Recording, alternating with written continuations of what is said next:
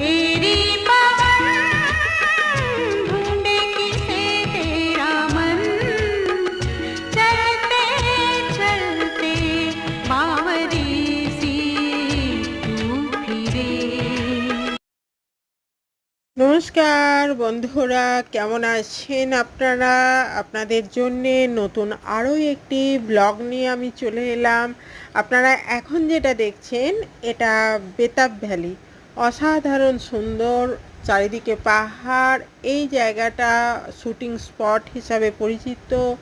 তো এই বেতাব ভ্যালিতে আমরা গিয়েছিলাম, তখন পূজার সময়টা ছিল। তো অত্যন্ত সুন্দর আবহাওয়া ছিল, আপনারা দেখতে থাকুন।